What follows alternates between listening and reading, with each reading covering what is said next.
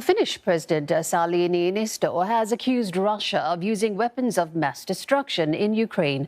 Mr. Niinisto says both Kyiv and Moscow are using heavier weapons, but Russian forces are using thermobaric bombs, which are more devastating than conventional explosives.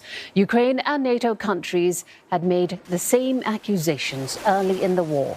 A Ukrainian presidential aide today pleaded with the West again to send more heavy weapons. He says NATO members could make a decision when the alliance's defense ministers meet Wednesday in Brussels. Now, the need for more weapons from the West is becoming increasingly urgent as Russia claims to target these arms with missile strikes.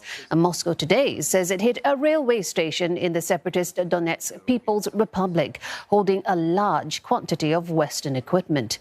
In Severodonetsk, Ukrainian forces are being beaten back.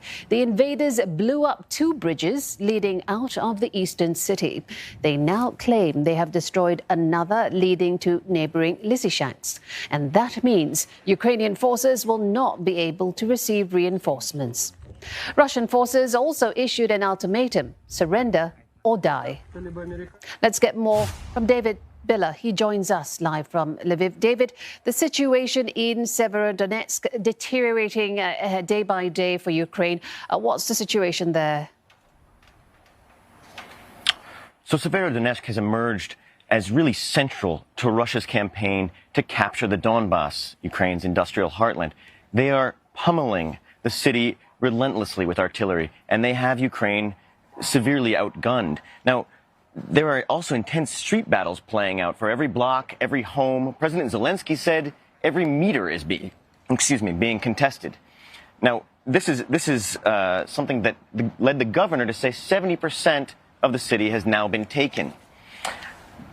The bridges you mentioned, two of them have been destroyed by the Russians. These are two of the three bridges leading to Lysychansk.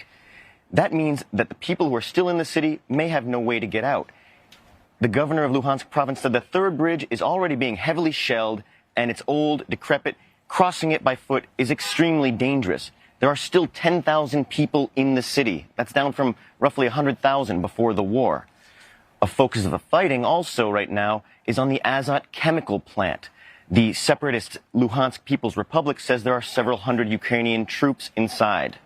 The governor of the province, he said there are roughly 500 civilians, including 40 kids. That means that this could be reminiscent of the situation at the Mariupol steel mill. However, its shelters, he said, are not as resilient. They're trying to find a way to evacuate people, but they would need security guarantees.